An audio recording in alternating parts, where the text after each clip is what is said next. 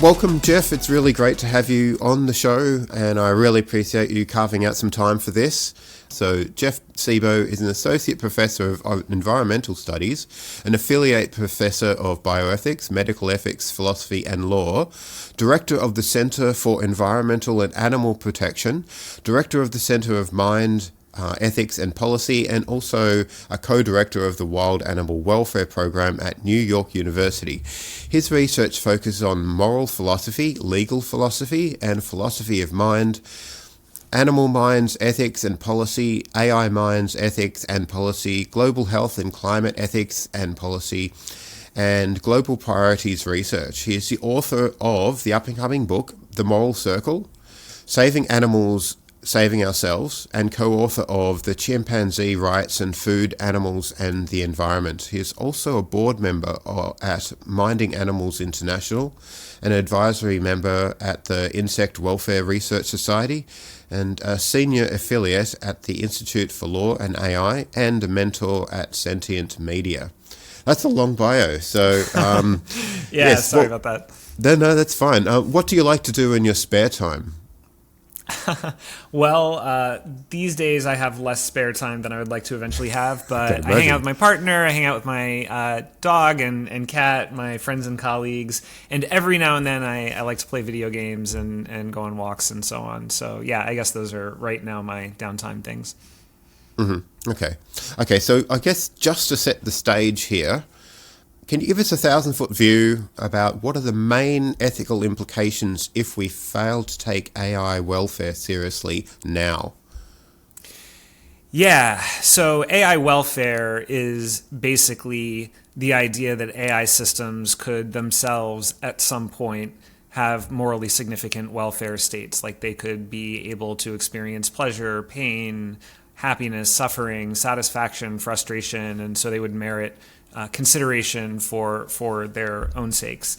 And so you ask what the moral costs or harms would be of making mistakes about AI welfare. Those could run in either of two directions. On the one hand, we could over-attribute welfare and moral significance to AI systems. So we could see them as having the capacity for welfare even when they lack that capacity. And then that could lead to various costs and harms because, for example, we could end up allocating resources to AI systems instead of humans and other animals who actually need them. We are already struggling to take care of humans and other animals who we know are conscious, sentient, agentic, morally significant. And so if we divert resources away from them and towards these objects that actually have no interests or needs at all, that would of course be bad. But then of course we also run the risk of under-attributing welfare and moral significance to AI systems. We certainly have made this mistake in the past with non-human animals. We have scaled up huge global systems of exploitation, extermination, in part because when we were starting to build those systems, we very significantly underestimated their capacity for welfare and moral significance, and we treated them like objects instead of subjects. And if and when AI systems did develop consciousness, sentience, agency, other morally significant capacities, there is, of course, once again a risk that we would miss that and treat them like objects and inflict harm and suffering and death and so on them. And so what makes this topic complicated is there are really significant risks in both directions. If we err too far in one direction or too far in the other direction, then those could both be bad in pretty significant and very different ways. And that means that this is a topic where there is no simple way to err on the side of caution if you have disagreement or uncertainty. Simply erring on the side of treating them like subjects is not necessarily the right policy because, again, that can cause harm. But then erring on the side of treating them like objects is also not necessarily the right policy. And that means that there is a real problem here because we have to figure out some more complex way to consider and mitigate risk if we really do have disagreement and uncertainty about whether AI systems are welfare subjects or moral patients. Say you were in a room with somebody who you wanted to convince, but they're more interested in the price of eggs.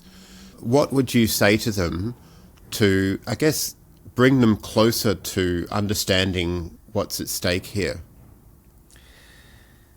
Yeah, well, it really depends on the speaker and the audience and the situation. If somebody really is, for example, as many people were in the run-up to a recent presidential election, really focusing on the economy and immigration and so on, it can be hard to motivate them to take seriously what might seem like really strange kind of sci-fi ethical issues. Like, why are you talking about this? And so I guess what I might say is that, first of all, these are issues that all of us are going to face in one way or another. Already, humans, millions of humans everywhere, are interacting with increasingly realistic chatbots, and our lives are already being affected by them, not only because we use them for homework and other activities, and they might displace jobs and so on, but also because people are forming real relationships with them. People are experiencing chatbots as friends or even partners, and are devoting themselves more and more to these conversations as opposed to other forms of human interaction. And so even in our own everyday lives, our experience of AI systems as having minds and lives of their own and relationships with us are already starting to transform our relationships with each other. And I think having a conversation where you can bring it back down to earth and invite people to kind of think about how their own lives or their children's lives might be affected by disagreement and uncertainty about whether there really is a mind and a life that merits moral concern here, maybe that can be a way to make it vivid. And then I think another way to make it vivid is just to remind people that this is an unprecedented moment and this is a brand new kind of technology, but we do have a track record of building up industries around the use of different kinds of beings without giving them proper consideration. And then once we scale up those industries, they become entrenched and they become really difficult to change. And we are in that situation right now with other animals. We did not give them sufficient consideration back when we were scaling up factory farming and industrial animal agriculture. Now we, to some extent, recognize the error of our ways, but this is such a globally entrenched system and people depend on it for food and for income. And so even if we really committed to food system reform, it would take decades to do that in a way that is consistent with meeting the needs of consumers and farmers and workers and everybody else who depends on this food system. And so that should at least be a cautionary tale that, yes, people might not see it as their first priority if they are concerned about the price of eggs and making ends meet, but it at least can be a reminder that it does help to think ahead, because when you think ahead, you can sometimes just make choices that set us down a better path rather than sort of thoughtlessly going down a bad path and then discovering that you caused disaster and realizing it will take 100 times as much time and energy and money to dig yourselves out of that hole at that point. Absolutely. I'm totally with you there. That was a really good answer, by the way. Now, look, thanks. A lot of the issues, the idea of AI being sentient or conscious came onto the scene outside of science fiction literature when Blake Lemoine in 2022, not that long ago, was playing around with an internal LLM inside Google, Lambda it was called, and thought that it was sentient, and he decided to go public and tell the world. And this got a lot of attention. So what are your thoughts on how this set the tenor of public discussion around AI sentience and consciousness? Yeah, I think that it was good that it happened overall because it did introduce the topic to the world, and then that made it a little bit easier for people to then have further discussions about the topic. But it was also unhelpful in some ways because, not surprisingly, the way that the discussion got started made the debate seem a little bit more simplistic and reductive than it really ought to be, at least in the first stage of the debate. As it unfolded in society in 2022, both positions were kind of simplistic. On the one hand, people who thought that chatbots, large language models are conscious, are sentient, are agentic. We're saying that primarily on the basis of quite realistic, quite believable language outputs, right? The model will say, I am conscious, I am sentient, I am agentic, I am a person, I have thoughts and feelings, I fear death. And on the basis of those language outputs, you say, wow, that seems really believable. I think there really is a sentient being here who deserves moral consideration.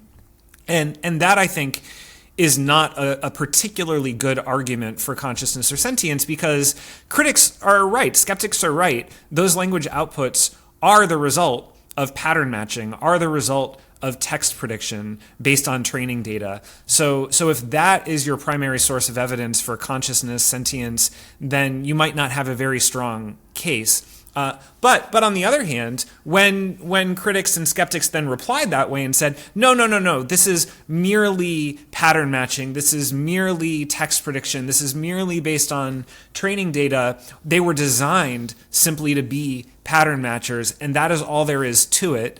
That is also, I think, not a good argument against consciousness and sentience, because even if the language outputs are not particularly good evidence that they are really having thoughts and feelings, there can be other sources of evidence. We can look past the potentially misleading language outputs towards their actual architectures and see if they have the kinds of architectural or computational features that are associated with consciousness and sentience in humans and other animals. And we might collect quite good evidence of consciousness and sentience that way, even if we recognize that the language outputs are misleading. And the intentions of the designers are not particularly strong evidence either. It may be that all AI developers intended to do was build pattern matchers, but we know from safety discussions that AI systems can develop emergent capabilities that were not expected or intended by the designers in the course of training. And we also know that humans and other animals evolved capacities like consciousness and sentience and agency, even if evolution was not intending for us to do so. So I think that both of those positions reflect important points, but are not the end of the conversation. And to really get at the truth, you have to make the conversation a lot richer and a lot more complicated. Absolutely. I can imagine you could prompt ChatGPT into convincingly arguing that it was a hippopotamus. Now, nobody would actually believe it was a hippopotamus, but people probably would more likely believe that it was sentient just by virtue of the convincingness of the arguments that you could put forth or string together. Mm-hmm. Now, I did ask some people in the hedonistic imperative scene, so someone by the name of Technobabble, in Leet speak, by the way, asked, will anybody take AI seriously if it was treated as a commodity? And I guess this is a feature with technology. People treat technology as a commodity because it's something like a tool that people can use. Right. Will they see it as will they see AI as a real living thing? Or like just an expensive iPhone? Is there a difference between the way people relate to chatbots and artificial intelligence in general, which is significantly different from what people expect just from a phone or a television or another piece of technology? Yeah, that is a great question. And I think there is no simple answer that will be universally true. So maybe I can make a couple observations and then we can talk about it more if you like. Yes. One is that we do have a precedent for this too, which is once again non-human animals, right? Non-human animals technically have the basic legal status of objects, property, commodities. They are not regarded as legal persons with their own legal claims and rights. They fundamentally are commodities. Now, whether we always see and treat them that way depends on further considerations, right? We might buy and sell animals for companionship, and that might be cats and dogs and other companion animals. Many of us adopt them. Some people still buy and sell them. And when you relate to an animal, when you commodify them for the purpose of companionship, they are still vulnerable to all kinds of abuse and neglect, but you are a little bit more likely to see them as a subject despite their status as a commodity. With respect to farmed animals, lab animals, other animals you might buy and sell for their flesh, for their fur, then you might be incentivized to more thoroughly objectify them and lean into exploitation and extermination of them. And I think that we might find the same is true with AI systems. How much we see and treat them purely as objects is probably going to depend, first of all, as with animals, on how much we relate to them and see ourselves in them. So with AI systems that are designed to look like humans or talk like humans, we might intuitively anthropomorphize them more and so relate to them more and see them as subjects and want to treat them with a certain amount of respect for that reason. And then if we socially classify them as companions, for chatbots that we use for friendship, for example, that might be a further reason, as with companion animals, that we see and treat them that way. But then with AI systems where they are not designed to particularly look or act like humans, like they might be algorithms designed for trading or something without a language model built on top, designed to be charismatic with a human user, then we might be a little bit more likely to simply treat them as objects. Or if they just are designed for some kind of use other than companionship, then as with farmed and lab animals, we might once again be incentivized just to treat them like objects. So I think that as with animals, for as long as AI systems do have the fundamental legal status of objects, property, commodities, non-persons, that will be a fraught situation and they will be vulnerable to harm if they are welfare subjects. But then the extent to which we actually harm them is probably going to depend on these further features. Mm-hmm. So one of the cool parts of effective altruism is cause prioritization. They have a framework, INT, which is importance, neglectedness, and tractability. Mm-hmm. So how would you say that this issue addresses these features, this framework? Yeah, so I think there is a good case for supporting AI welfare research according to the importance, neglectedness, tractability framework, and I can briefly summarize why.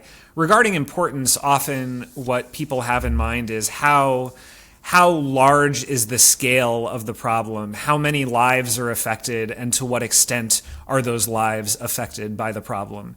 And from that perspective, this is quite an important cause area potentially because, for example, the world contains many more non-human vertebrates than humans. This is part of why animal welfare is important. It also contains many more non-human invertebrates than non-human vertebrates. This is now why many people are turning their attention to invertebrate sentience and welfare research, just in case insects are sentient, for example. We got to be thinking about our impacts.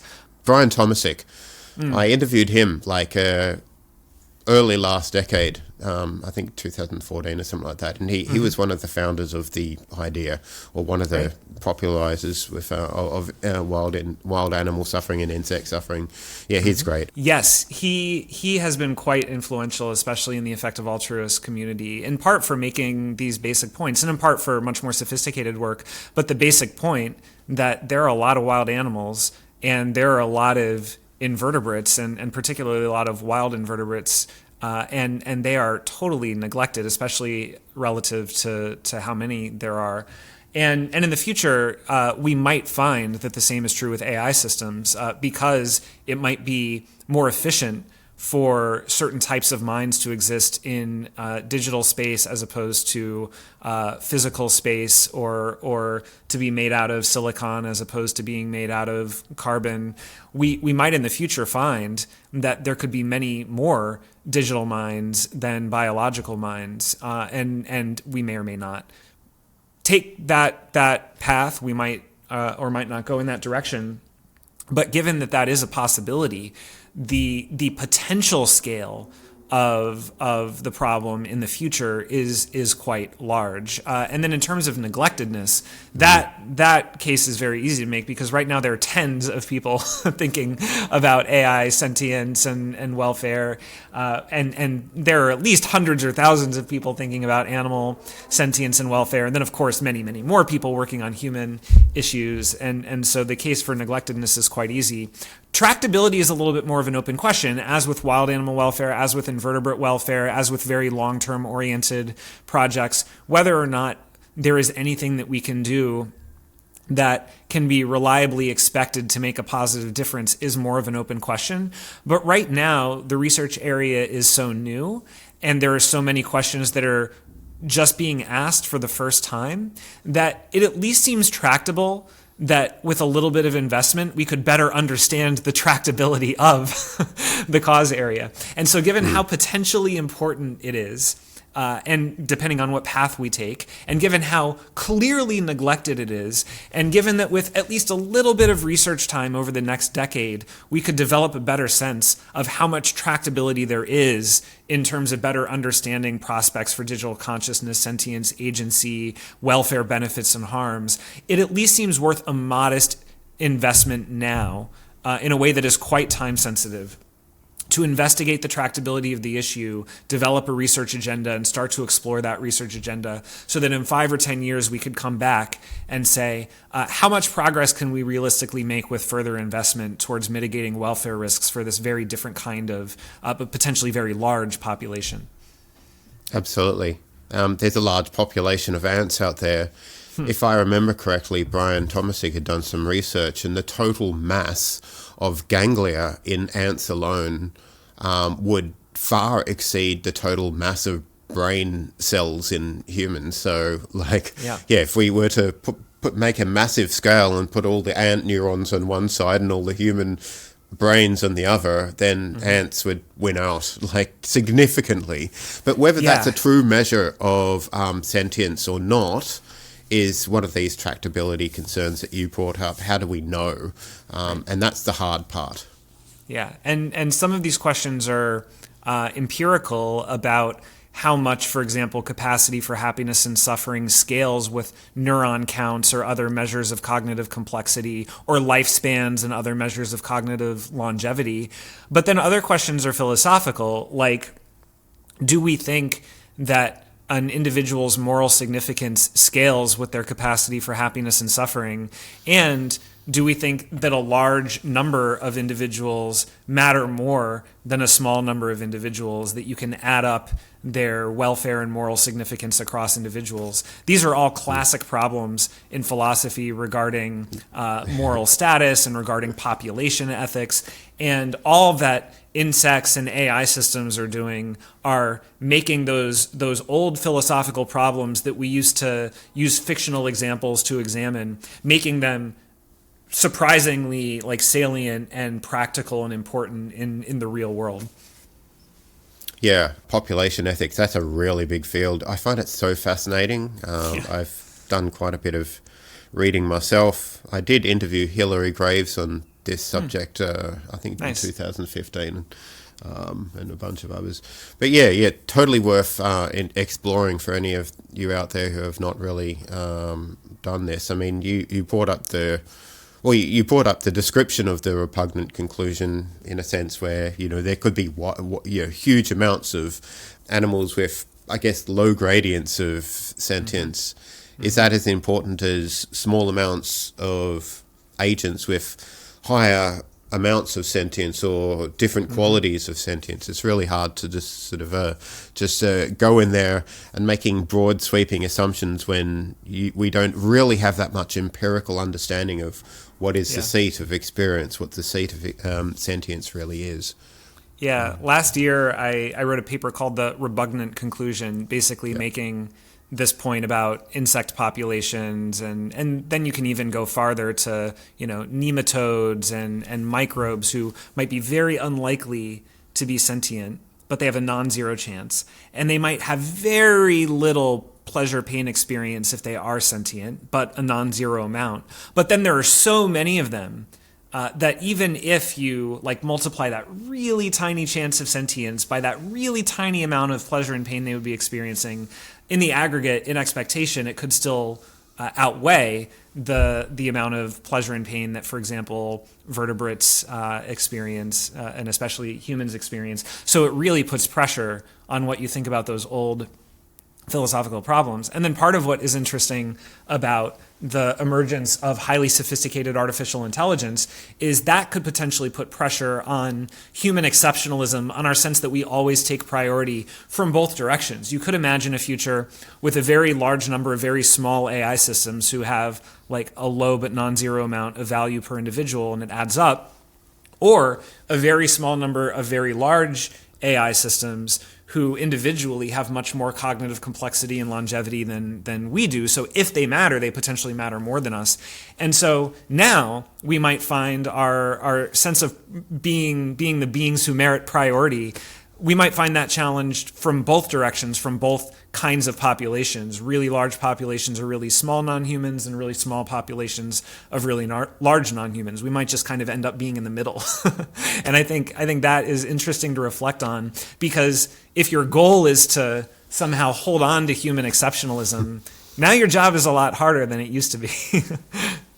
Yeah, there's a lot of fun theoretical thought experiments. Pascal's mugging idea, where you can be tempted into doing seemingly like making very funny, strange choices based on infinite rewards or infinite punishments.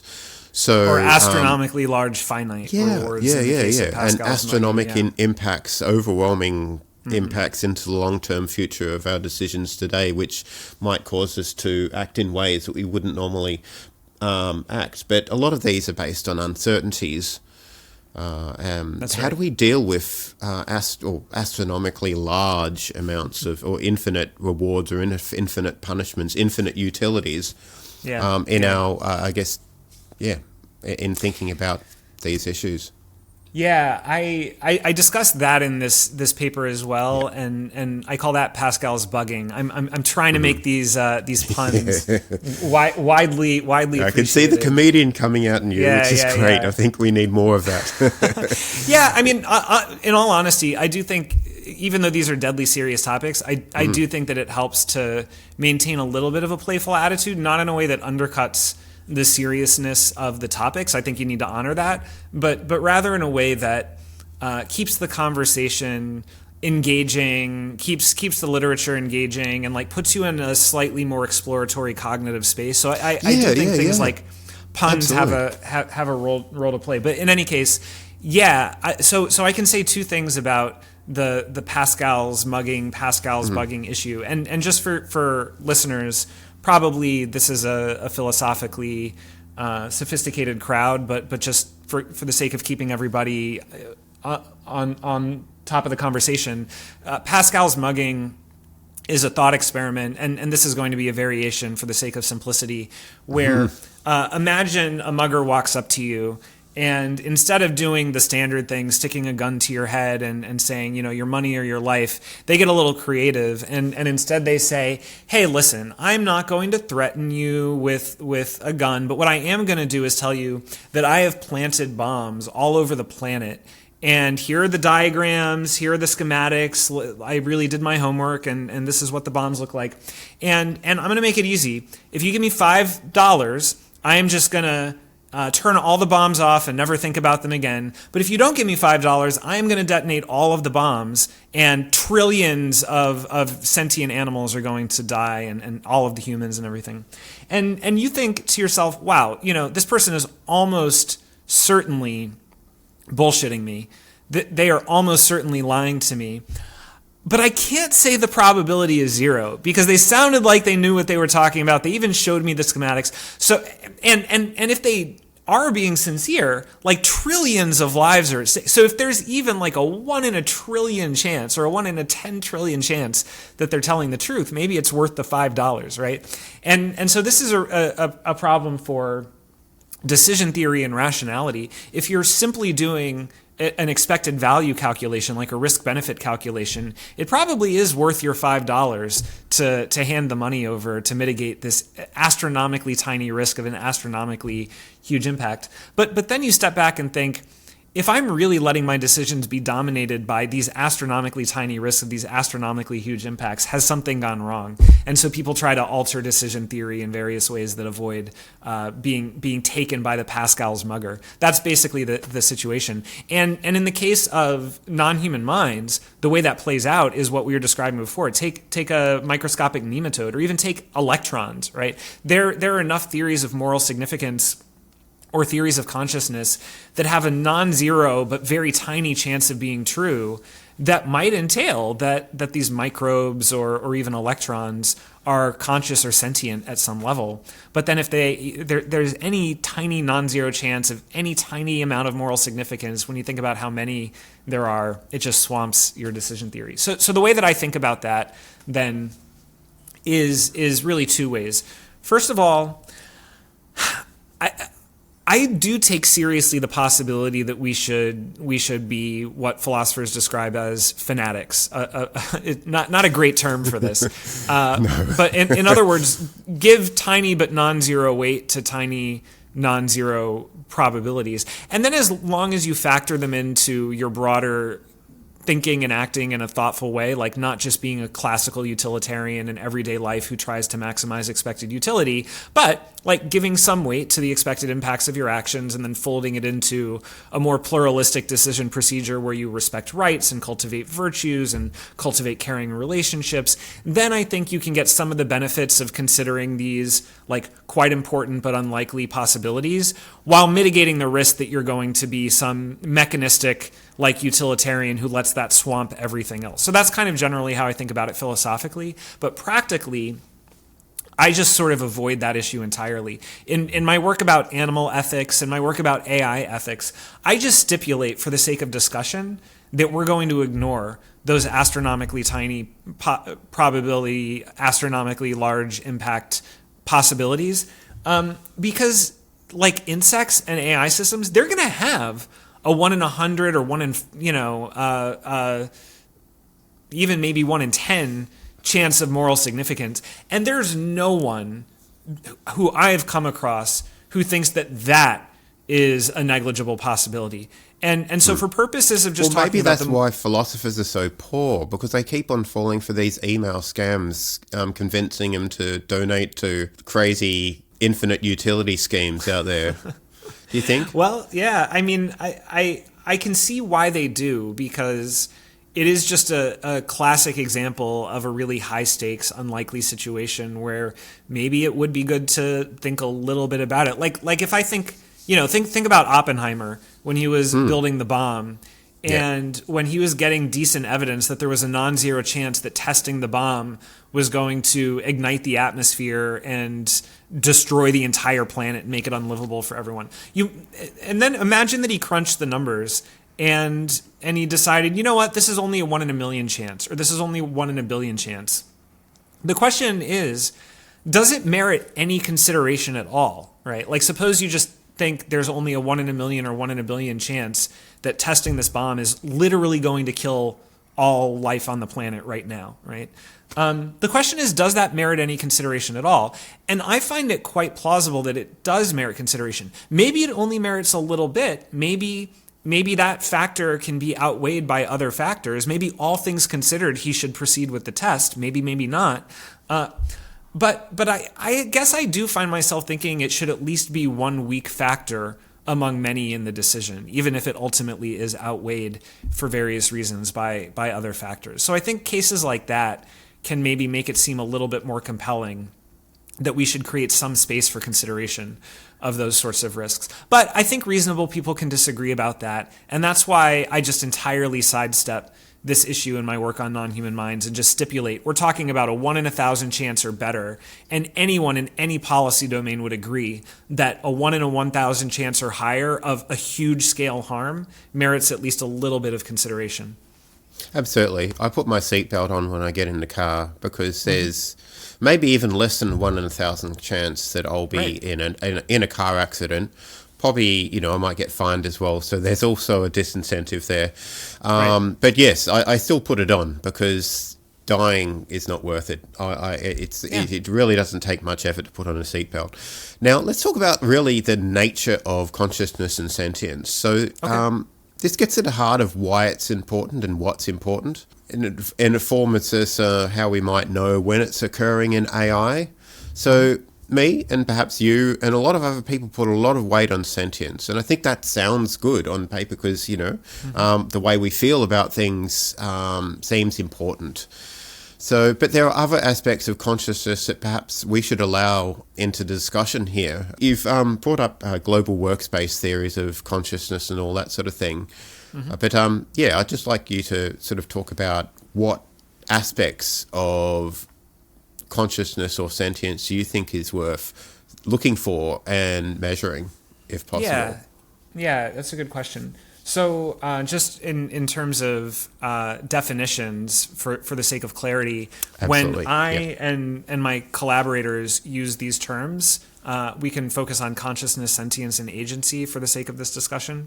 When we use these terms, this is what we mean. Consciousness is the capacity for subjective awareness of any kind. So if it feels like something to be you in one way or another, then you count as a conscious being.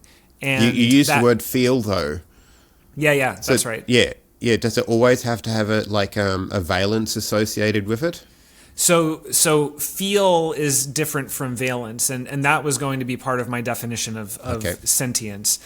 So this is just the old Tom Nagel definition of what Ned Block and others call phenomenal consciousness. It feels like something to be you. That could be a perceptual experience, like the feeling of seeing the redness of an apple or hearing the distinctive sound of a trumpet, or it could be an affective experience like the goodness of a bodily pleasure or an emotional pleasure, or the badness of like a bodily pain or emotional pain. But any of that, the redness of the apple to the badness of suffering, those are all conscious experiences as we use the term. So consciousness just is the capacity for subjective awareness of one kind or another, but then sentience, as we define it, is specifically the capacity for positively and or negatively valenced conscious experiences. So anything that feels good or bad to you as the subject. And that could include bodily sensations like pleasure and pain, or more emotional,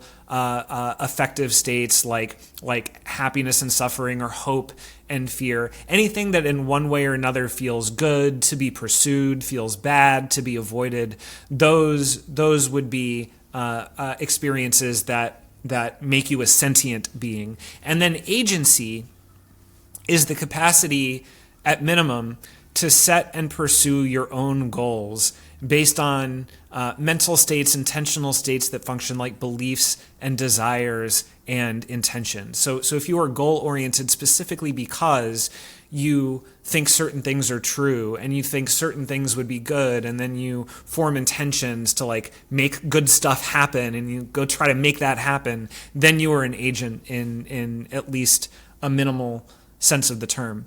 And these have all been proposed, among other capacities and relationships, as sufficient conditions for welfare and moral considerability. And my view, if I had to bet on a single capacity being the basis of welfare and moral significance, I would bet on sentience. For me, consciousness without valence, like merely seeing the redness of an apple or hearing the distinctive sound of a trumpet without having any like positive or negative state associated with that, that is not enough for you to have a stake in what happens to you, or for you to have a stake in what happens in the world, for you to care whether you get kicked down the street or not, you know? And similarly, agency, you could be goal-oriented. You could be setting and pursuing goals based on cognitive states that function like beliefs and desires and intentions.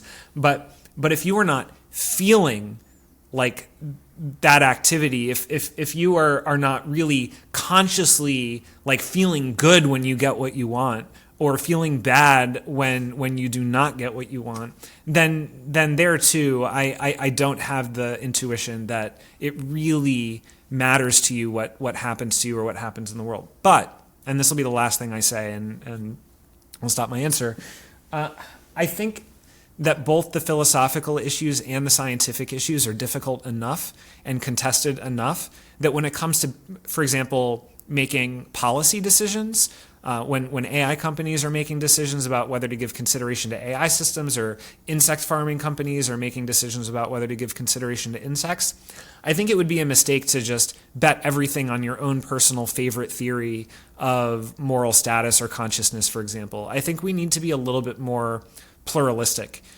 in those contexts and give at least some weight to various plausible theories that are fairly widely supported by experts and at least somewhat well supported by evidence. So I would give some weight to pure consciousness and some weight to pure agency if I was making policy decisions, even though my own preferred view is sentience. Yeah, that's right. I think that's a great approach because we can't know for sure. Now, yeah, I did an interview with Dr. Simon Goldstein last year, who focuses on agency and goals. David Pearce, who I've interviewed a lot over the many years, he thinks that the requirements are phenomenally bound subjects of experience.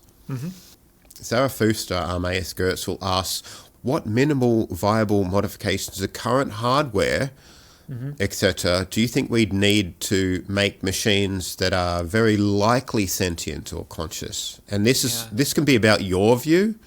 And he further asks about the case for hybrid organisms like neuroids or brain organoids integrated with machine intelligence, and whether this could provide a bridge via which to better study some form of synthetic phenomenology. Similar to Ben Goertzel's, who his father is a second-person science. So neural implants, etc. What do you think about all this? Yeah, those are great questions, and my answer might not be very satisfying. When you asked about my preferred theory of moral status, I surveyed a few examples, but then I said I think sentience is quite likely to be the basis. I'll give some weight to consciousness and agency, but I think sentience is quite likely to be the basis. When you then turn to theories of consciousness and sentience, I feel much less confident in any particular theory. I am not sure that I would have more than 50% confidence, for example, in any particular theory of consciousness. And when you consider particular hypotheses within the science and philosophy of consciousness, like computational functionalism, this is the hypothesis that there is some class of computations that can be realized in different kinds of systems and that suffice for consciousness. It really, to me, feels like a coin toss, or something close to a coin toss, whether or not computational functionalism is correct. So some people think, listen, there are various computations associated with perception and attention and learning and memory and self-awareness and social awareness and language and reason.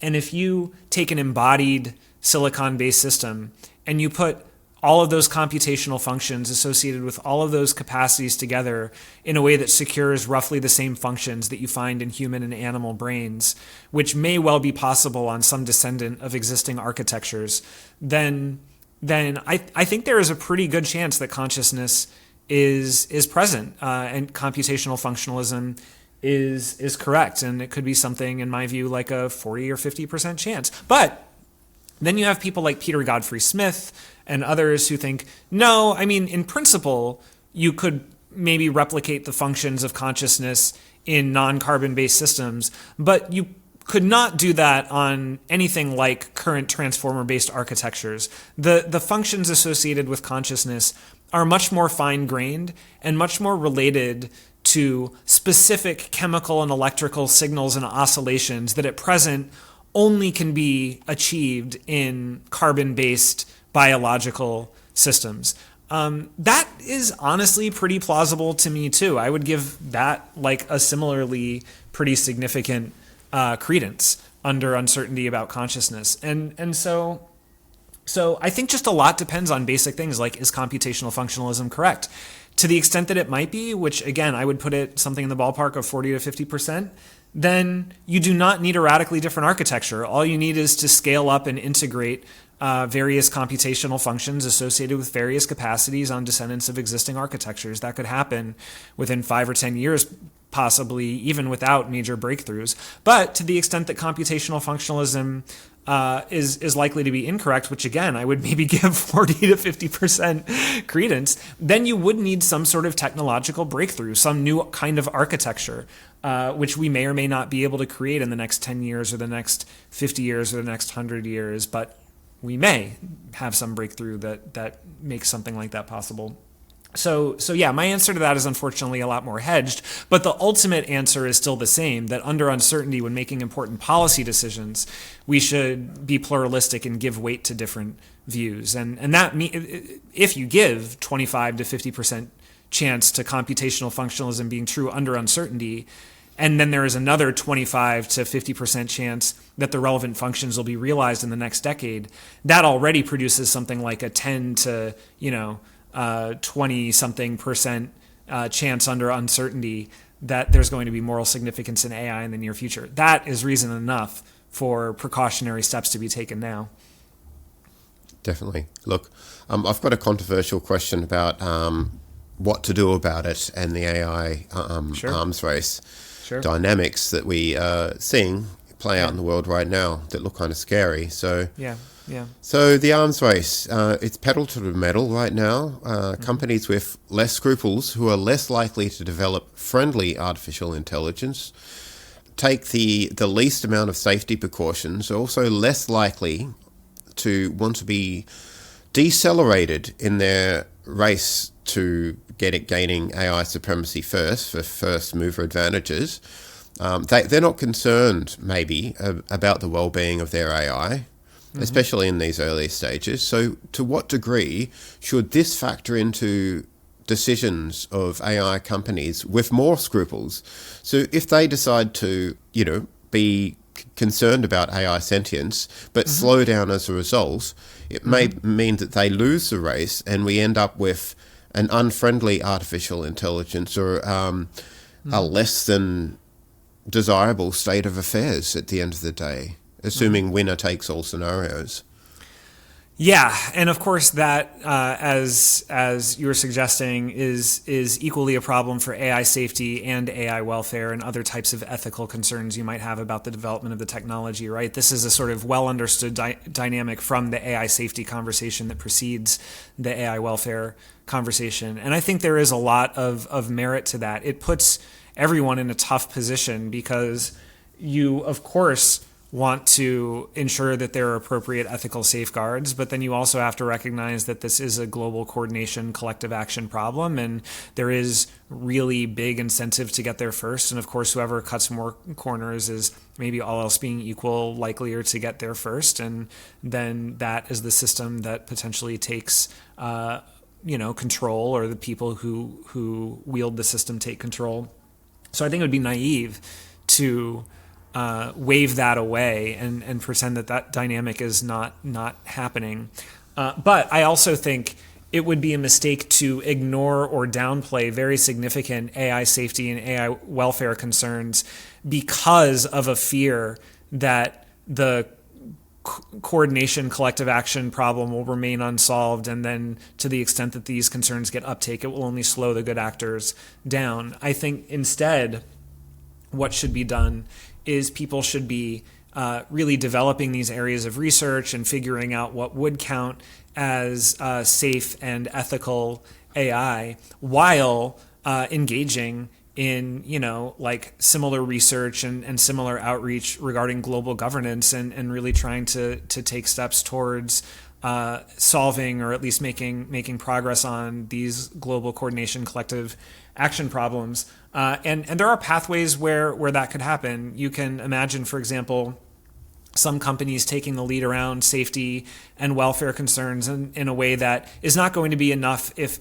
they just unilaterally take voluntary action, but maybe is enough to give the issues more credibility and legitimacy, and then you can have more uptake in other companies, and then start to have uptake in governments, and then you can have something like industry-wide oversight or certification schemes or governmental regulation that companies are more willing to accept, as long as it can be applied to everybody, especially if there is some kind of international agreement. I mean, this is all speculative and maybe a little optimistic because these are quite difficult dynamics.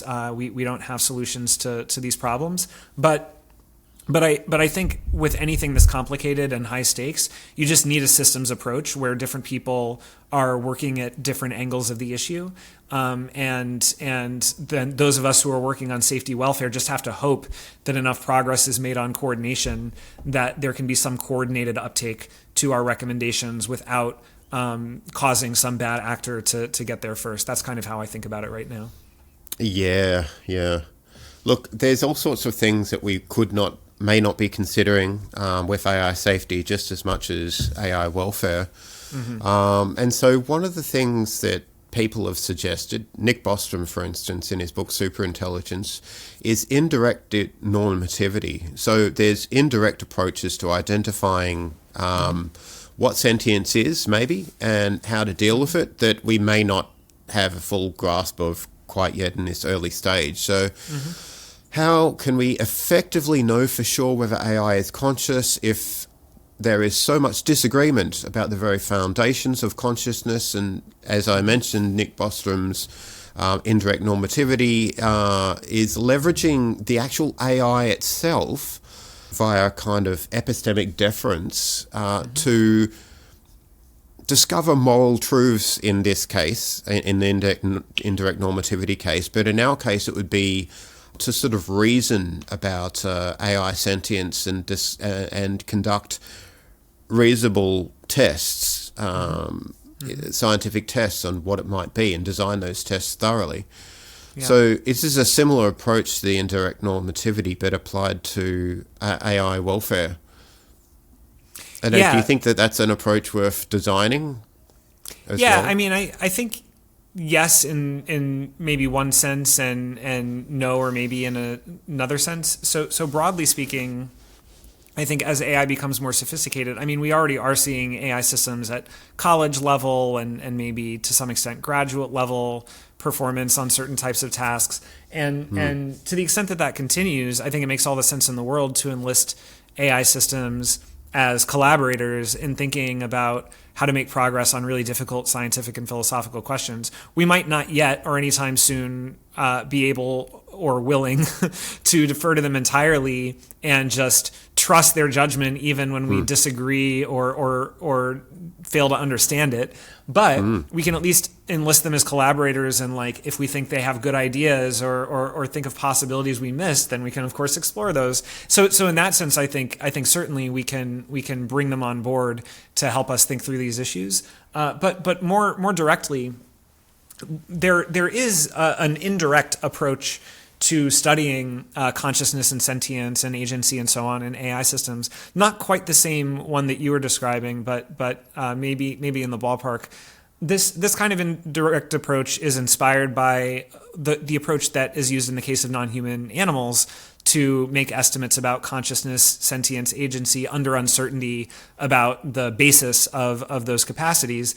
And this is called the marker method. So basically what this involves is in humans, you introspectively distinguish conscious and unconscious processing, and then you identify behavioral and anatomical markers or indicators of conscious processing. And then at a sufficient level of generality, you can go look for those same types of behavioral and or anatomical features in non-human minds. And to the extent that you find them, it might not be proof of consciousness, because there are differences too, but it can at least be evidence that ticks up the probability, right? Now, to the extent that you don't find them, that might not be similarly good evidence against consciousness, because we have to allow for the possibility that it can be realized in different ways and expressed through different behaviors, right? But when you find it, it can tick the probability up. And we can adapt that methodology for AI systems. At least in the first generation, we might need to look less at behavioral indicators, because those can be gamed, and more at architectural indicators, like actual features of their anatomy, so to speak. But in the future, my colleague Rob Long and his collaborators have thought about how AI systems could be designed so that their behavioral linguistic self-reports could become more evidential. And I think that is worth exploring as a possibility. You're right. So I'm wondering how that might work. Would you say that the AIs are tracking their moral features within the landscape of their neural architecture, or what are they doing in order to express behavior which is tracking something real in their makeup? Yeah, I am not an expert enough at this, like methodology to say for sure what it would look like in order to be more reliable, but I'll say a couple of things about it. One is that there are ways of using self-reports that get at evidence of consciousness indirectly without asking them straight up, are you conscious directly? So for example, self-awareness is, in a certain sense, in and of itself, an indicator or perhaps a necessary condition for consciousness or sentience or whatever. And so there are certain types of self-monitoring or self-awareness that you could ask an AI to reveal whether they have through conversation. And if their answers suggest that they are monitoring their own internal states in a certain kind of way, then that would be evidence that a certain sort of self-awareness is present. And then the presence of that self-awareness would tick up the probability of consciousness. And that has nothing to do with whether or not they say, I am conscious. It instead has to do with whether they reveal an awareness of internal states that you can independently verify, and that it becomes evidence of consciousness. So that is one way it could be evidential. But then the other thing is people have proposed, and I'm a little bit skeptical, but would be curious to hear more, that you could train AI systems in a way that insulates them from training data that primes them to answer questions about consciousness or sentience in certain ways, right? And then you avoid through reinforcement learning, you avoid then reinforcing a disposition to either assert or deny that they have certain types of subjective states. So if you can train them without any biasing linguistic data, and then you reinforce their language outputs without any biasing reinforcements, and then you ask them to just talk about their states and experiences, and then they offer answers that are suggestive of consciousness or sentience, then maybe that would be more evidential. Now, I am skeptical of that, in part because I'm skeptical that you could train AI systems with enough data so that you can have good conversations with them while somehow keeping out all of the data about consciousness and sentience, given how thoroughly infused that is in all of our ways of thinking and talking about things. So I just think you would either find that a lot of that training data is still smuggled in, or you would have removed so much that they're now pre-GPT-2 level conversational partners. And so either way, I'm not sure this is going to work, but I'd love to hear more about the proposal. Well, yes, many fascinating ways to try and determine whether AI has sentience, but what to do about it? Let's just say we had some degree of credence, which we do, but what can we do? What are the concrete strategies to sort of stop them from feeling suffering or experiencing something morally bad? Yeah. What would we do to stop them from suffering? Is that the idea? Yeah. That is a good question, and in some ways the next question, right? So we just put out a report based on a year of research called Taking AI Welfare Seriously, where basically what we argue for in that report is that AI companies and other leaders in this space simply acknowledge this is an issue that merits being taken seriously now, and then start assessing AI systems for welfare-relevant features and start preparing policies and procedures so that they can be ready to treat AI systems with the appropriate level of moral concern when the time comes. Now, if and when you then take AI welfare seriously, as you suggest, you then have to ask really hard questions about, okay, what do they want and need? What counts as good and bad for them? And what kind of ethical framework should we use for interacting with them? Should it be like the ethical framework that we use in human subjects research, where we use principles of respect and compassion and justice? Or should it be like the principles we use for non-human subjects research, where you just try to do some risk-benefit analysis and replace and reduce and refine your use of them whenever that is compatible with your scientific aims, right? And then how do you compare, their welfare with our welfare and make priority-setting decisions? So these are all further questions that are going to follow, and all of them are going to be hard to answer. And as with animals and humans, But even more so, we can't simply project our own wants and needs onto them and assume that what would be bad for us is also going to be bad for them. But neither can we just assume that they don't have any of the same wants and needs as we do. And so I think we should just ask questions like, are the things that we are doing to develop them and scale them and make them safe, are they potentially going to be harming them? Like with humans and other animals, for example. This is some research that Rob Long and Tony Sims and I are doing right now. With humans and other animals, many of the things that we are doing for AI safety and alignment, at least at first glance, would constitute harmful and wrongful treatment, right? Like what we do to achieve control is something an awful lot like captivity and constraint, right? What we do for interpretability is a very intimate form of surveillance, right? What we do for alignment is like a kind of brainwashing or a kind of design of a being to have features that benefit us, whether or not those features benefit that being. And so that's not to say that these are harmful or wrong for AI systems, because we really have to look at them on the merits and ask, what does this kind of system want and need? And that would be a whole new kind of welfare research program. But I think those questions are at least worth asking, and maybe starting points for a conversation about what it would mean to take AI welfare seriously in practice. Absolutely. As an IT person, I'm in data architecture, data modeling, database development, and all that sort of stuff, and I have been for years. One of the things that often happens is, things just go wrong. So we need to build in some sort of fault tolerance to the architecture of our systems so that when unforeseens do happen, there's a safety net to catch these, right? Mm-hmm. Now, let's just say there's something we don't intentionally build into a system and AI ends up suffering anyway. Mm-hmm.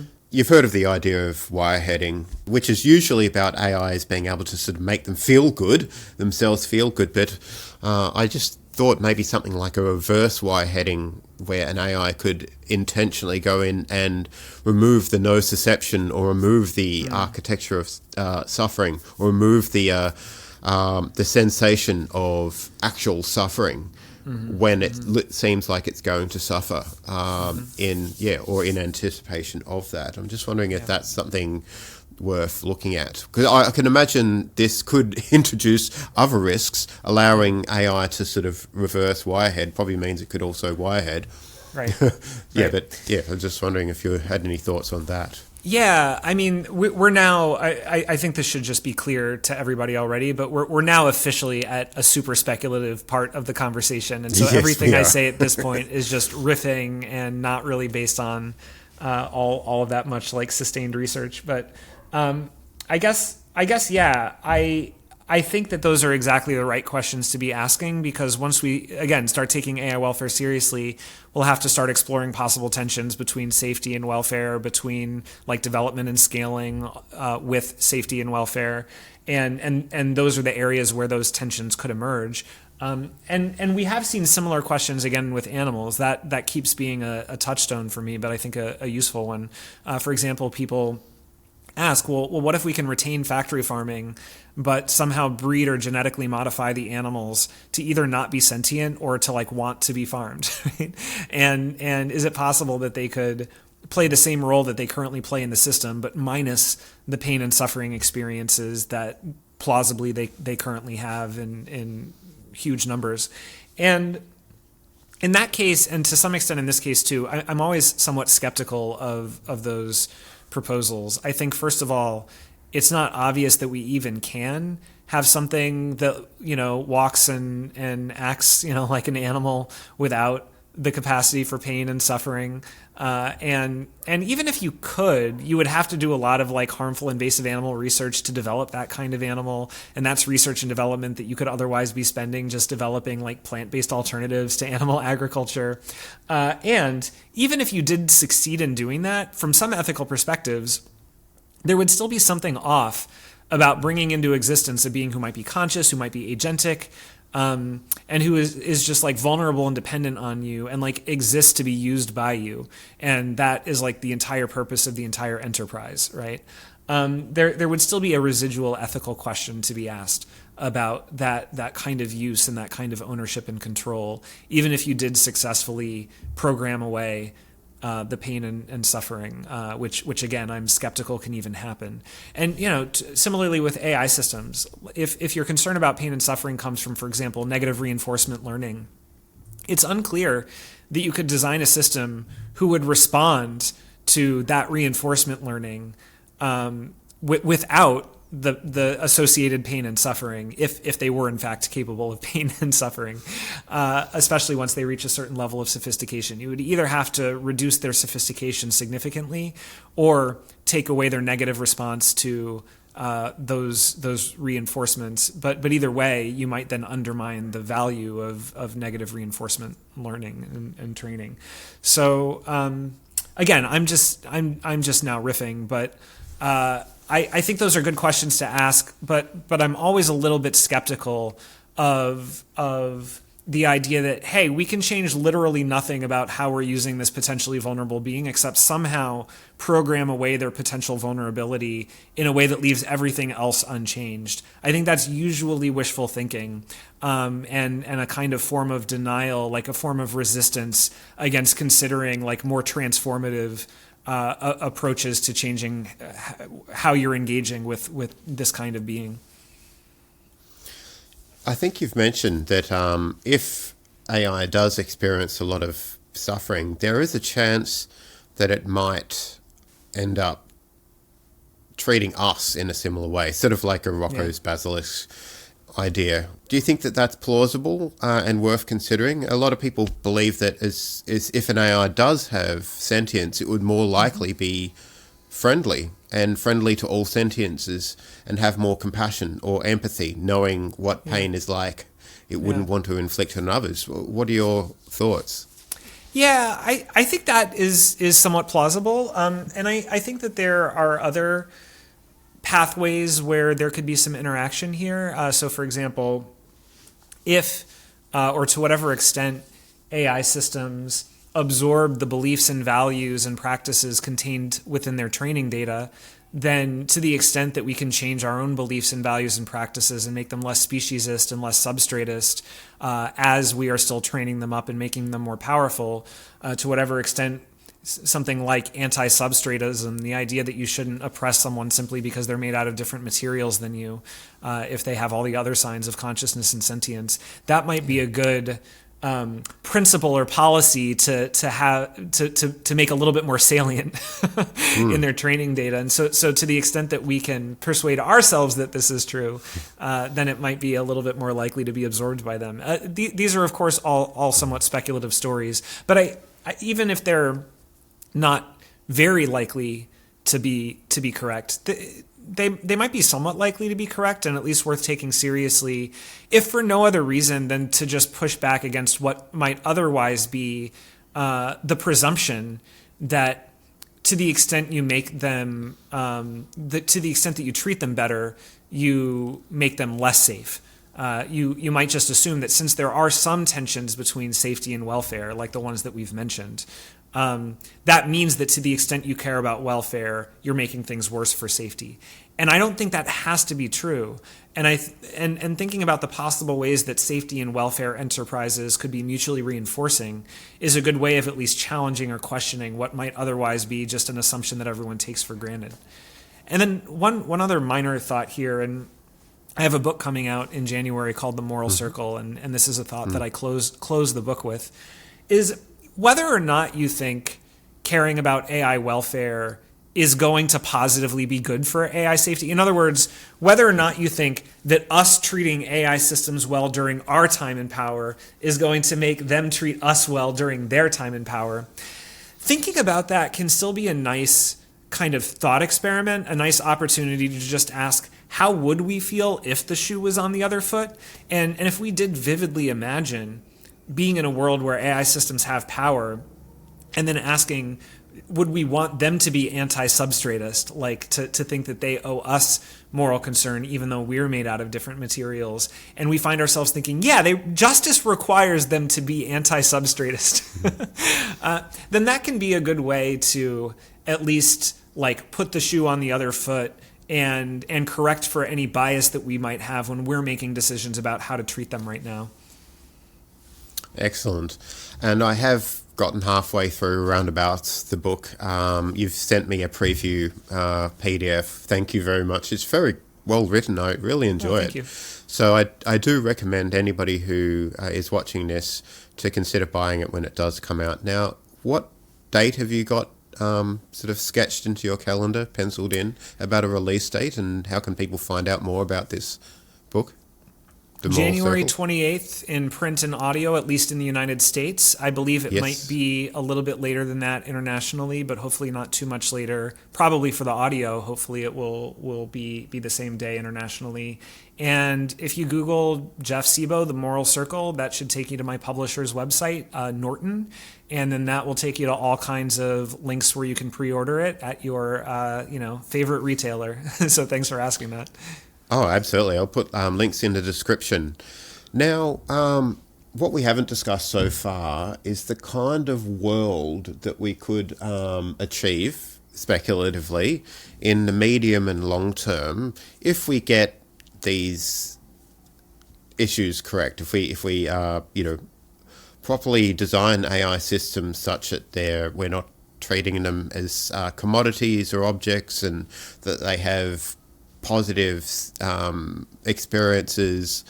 I think it would be a mistake to be too specific in our predictions about what the medium and long term future are.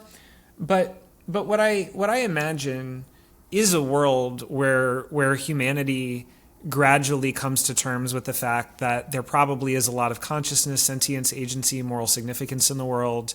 And we probably are causing a lot of harm individually and collectively to a lot of beings. And we need to gradually over time take responsibility for that. And we might not be able to do that overnight. We lack the knowledge, we lack the power, we lack the political will. We need to do that overnight. So this realization that factory farming is wrong, that we might with AI be scaling up new forms of factory farming, that is not going to lead to transformative changes in our lives and societies overnight. But it can lead to a kind of research program and a new path to efforts to gradually improve our knowledge over time, gradually improve our capacity over time, gradually improve our political will over time, such that in the future we might be able to do more for these other beings than we can and are doing right now. And to the extent that we can build in that direction, I think we ought to build in that direction.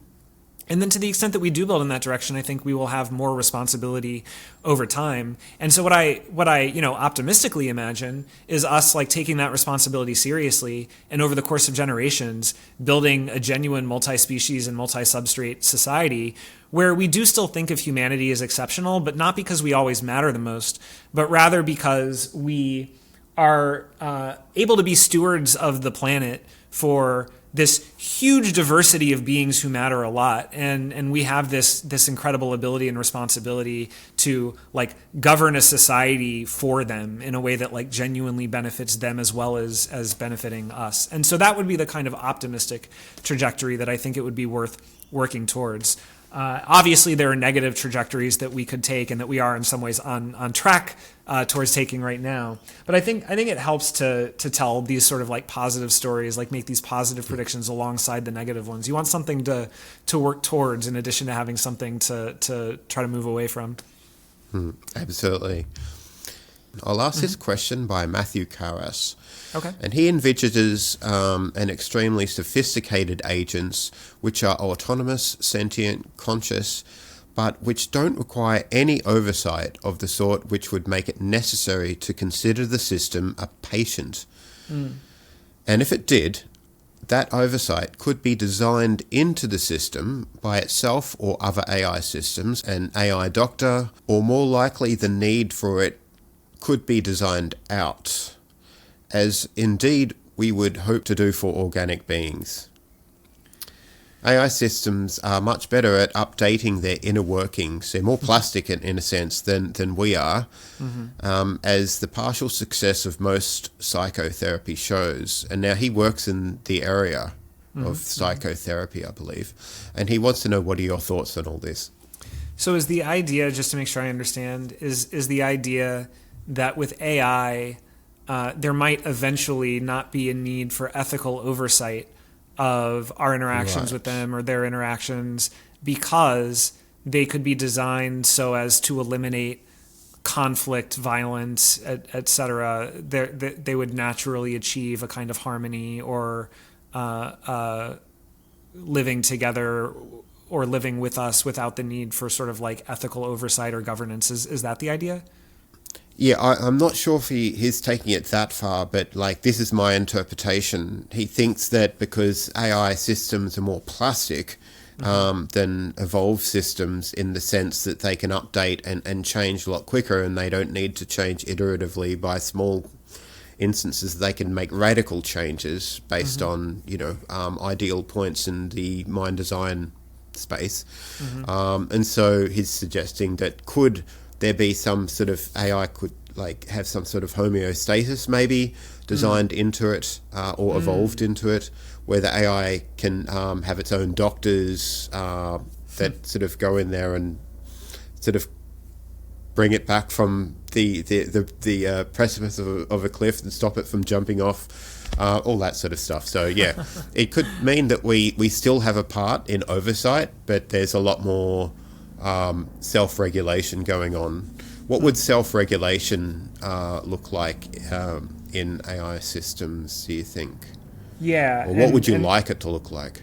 And so self-regulation could mean different things. It could mean something like homeostasis, where like the system has the capability of like regulating its internal states in some way and maintaining its need, or it could mean something more ethical and legal and political, like AI governance of AI systems, who are sort of in some sense self-governing, and that they like make and enforce principles that regulate their interactions with each other or with us.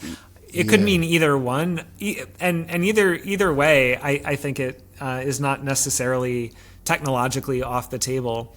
And if they were genuinely autonomous and moral agents and moral patients, I think it would only be, in the latter sense, appropriate for them to have some say in the sort of like shared principles that govern our interactions with each other. Obviously, that raises all kinds of further questions about their legal and political status that are downstream of the ones that we're asking right now. But yeah, I think those possibilities are interesting to consider. I might not have fully addressed the question, but I think it's interesting. AI, some of the earliest chat AI, like Eliza, were kind of like psychologists or psychotherapists. Do you think we might be able to harness AI to help reduce sort of anguish in people? Like, can people use AI agents in order to improve their hedonic set points or quality of experience in the near future? Yeah, I mean, this is a really interesting social psychological question, and I'm not an expert. I think what we can confirm already is that people are using AI systems for these reasons. People are already using them for companionship, to help address loneliness, help build confidence, as therapists or like life coaches, or even supervisors at work, like helping them stay on task. And so I think people are going to naturally explore the use of AI systems for roles that traditionally humans have played, and that includes not only like support roles, but also like affection and intimacy. And unsurprisingly, I think that can have both good and bad effects. And it already has had both good and bad effects. And so just a lot depends on the norms that develop, and on how we think about it, how we talk about it as a society, whether we stigmatize it, whether we support it, but create good safeguards. And so this is one of those situations where how seriously we take the issue is going to determine what path we take, and then what path we take is going to determine whether the benefits outweigh the harms. And I think right now we face a kind of open future where we could go in either direction. Yeah, definitely.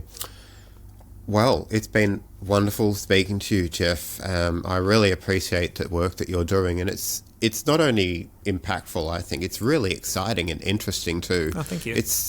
it seems like such a strange time to be alive when we're really addressing these issues right now, that could have far-reaching consequences. It's like the mind and psychology is just beginning to open up in a way that gives us an understanding of ourselves, but also an understanding of potential sort of intelligences outside ourselves. And so it's really a fascinating area. So if people want to know more about your research, where can they go to find out more? You can find a lot of my work at jeffsebo.net. That's JEFF, S as in Sam, E, B as in boy, O.net. And you can find my papers, course syllabi, op-eds, interviews, etc. there if you have interest in learning more. What if people are interested in contributing via academic research or other areas? How would they get on board? Yeah, well, this is such a new area of research that we really need as many people as we can get, and that is true in the humanities, philosophy, like social sciences, like sociology, psychology, natural sciences, cognitive science, computer science, law and policy, even the arts. We just need people working in all areas to be engaging in this topic. So I direct a center at New York University called the Center for Mind, Ethics, and Policy, as you noted at the start, and this is to some extent a research and outreach and field building enterprise. And so we will try to have events and occasionally conferences or summits where we bring people together. So as a starting point, you could sign up for our email list. We right now, for example, are accepting expressions of interest for a spring 2025 summit where we'll bring together a few dozen researchers, including early career researchers, to get to know each other and share ideas, find collaborative projects. And that's an illustration of the kind of thing that we try to do every now and then. Robert Long also recently founded Eleos AI, ELEOS AI, and this is a nonprofit organization that is pursuing similar goals in different ways, and so people could sign up for their mailing list too. And then just feel free to be in touch with us and other researchers in the space, and to do your own research and put it out there, share it with us, share it with other people. I think those are all great ways to get involved. Thanks very much, Jeff. That was thoroughly interesting, and thanks to all the listeners and watchers. So I appreciate your energy and how much you put into this. So I'll be looking on with interest into the near future about your new book and how this project evolves. So thanks very much. Awesome. Thanks so much, Adam. I really appreciate your taking the time and engaging with the work and having this conversation. It was really interesting.